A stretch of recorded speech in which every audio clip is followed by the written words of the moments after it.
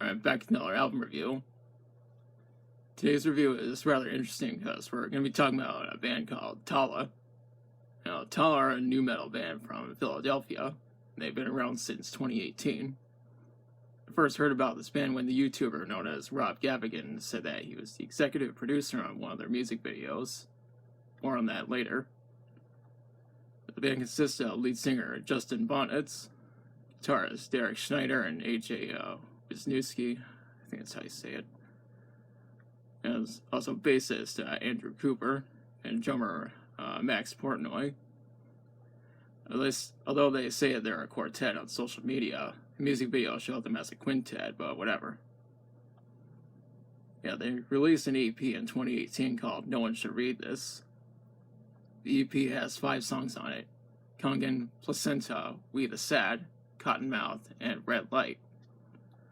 Of course, I don't necessarily need that EP since all the songs that are on it are on the band's debut album, Matriphagy. This album was released on October 2nd, 2020 under Earache Records.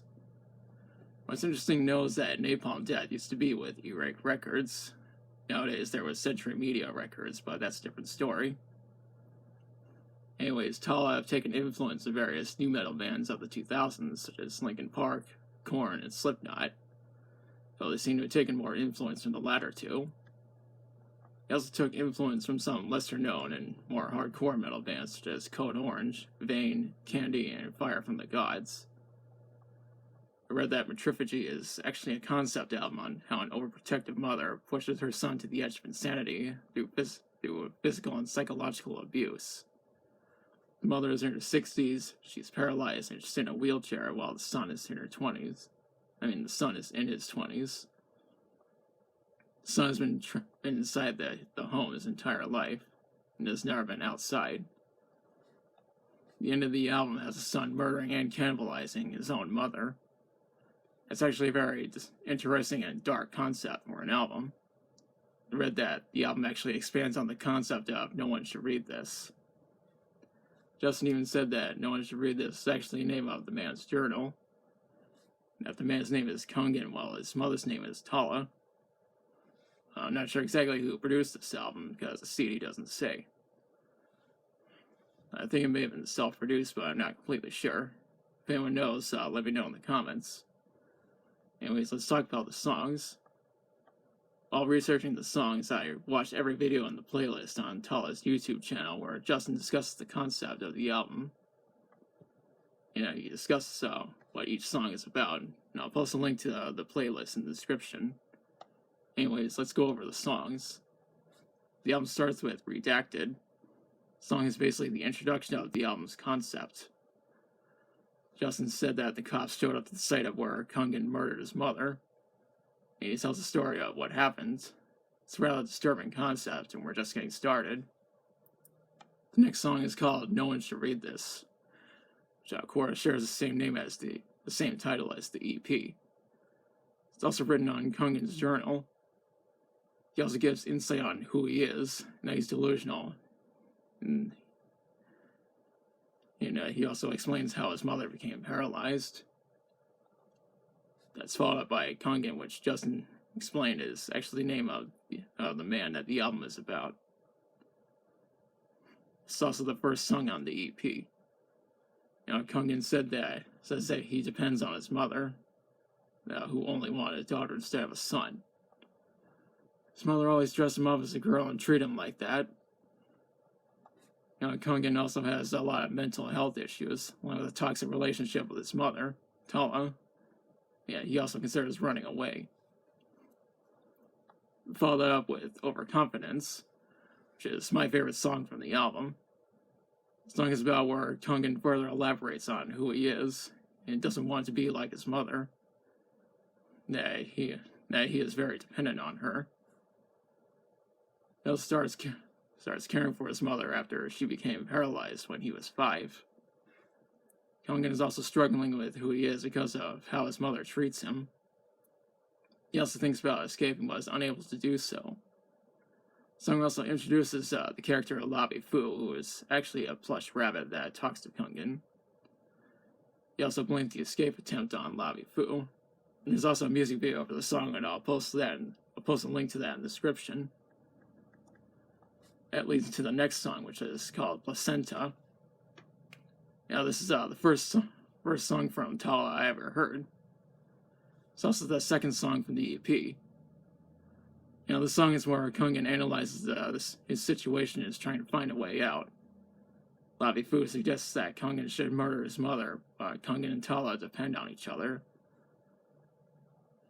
And Kungan also ventures into the forbidden corridor in his home. Writes, no one should read this on a piece of paper. And that he believes that it's reverse psychology and that someone will read it. Justin even explains that Tallah made Kungan the way he is through the abuse. There's also a music video for the song, and I'll post a link to that in the description. I also need to mention that Rob Gavigan said that he was the executive producer for the video while Paul Stamper filmed it. I know that Paul Stamper has edited a lot of Rob's videos, which is really cool. And I'll post a link to the video, that Rob did, where he explains, that he was involved with the production of the video.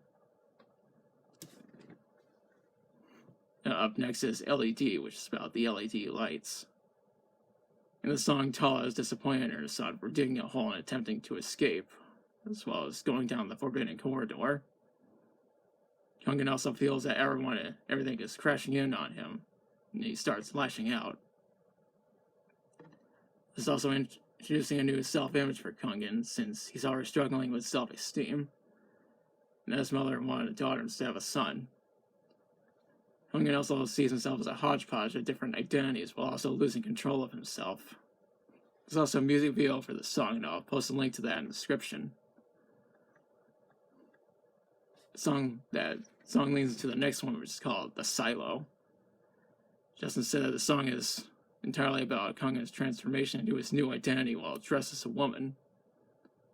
He even goes a step further and severs his own manhood, presumably with a pair of hedge clippers.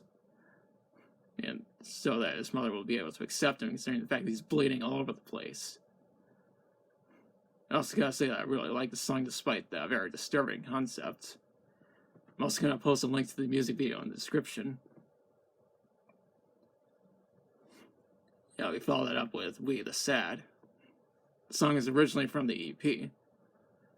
It's about where Kungan is stumbling around in a fever dream. He also feels like he did something wrong in addition to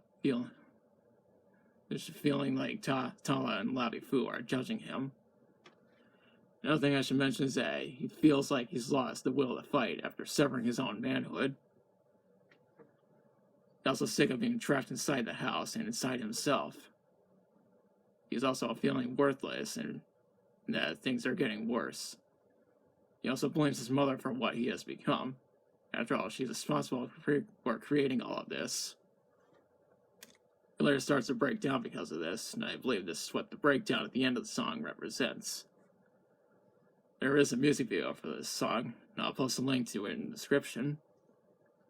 In the video, you'll see all these people wearing masks that represent what Kungan is feeling. The next song is Too Quick to Grieve. The song is where Kungan is at a very vulnerable point. His defenses are down, and he is looking for answers. Lavi Fu is influencing him. They don't like each other, but still have mutual respect for one another. Kungan even said that he's going to straight up murder his mother by stabbing her in the throat. He does that and goes as far as to dismember the body and cannibalize parts of it. He explains this to the cops when the song returns to the present day. After that is Cottonmouth, which was also on the EP. There's a music video, and I'll post a link to it in the description. The song is after Kungan murders his mother. And he's also thinking about what has happened before the murder. He doesn't feel like he's gone insane despite what he has done. He doesn't feel like he's gone insane despite what he has done. He also sews up the wounds after doing what he had done to himself in the silo. He also places his mother's severed arms up on the wall, and later goes into further detail on how he killed her. After his murder scene and the borderline of pain. The album ends with Red Light, and I'm gonna post a link to the music video in the description. I'll say this shows a lot of people in what appears to be a mental hospital while the patients start barfing wires in the video.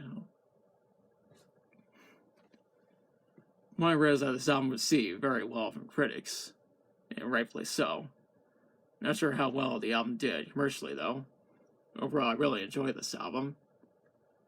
I'll even go as far as to call it one of the best albums of the year, despite the disturbing concept behind it. Though Tallah are a new metal band, the disturbing concept of this album also leads me to place in the category of shock rock. I know Tallah are a new metal band, so it's fair to call this shock metal. I guess that's why Earache Records included the tagline, making metal disturbing again in each of the band's music videos, or at least in the description of the videos. Overall, I highly recommend this album. It should come as no surprise that Loudwire actually included this album on their list of the best rock and metal albums of 2020. And I am going to include this album in a video that I'll do at the end of the year about the best albums of the year, so look out for that. Now's the part where I question you. Have you listened to this album? If so, what did you think of it? What's your favorite song from it? Let me know in the comments. If you like the video, be sure to like, share, and subscribe. Be sure to hit the notification bell to notify future uploads. Thanks for watching, and I'll be back soon with another video.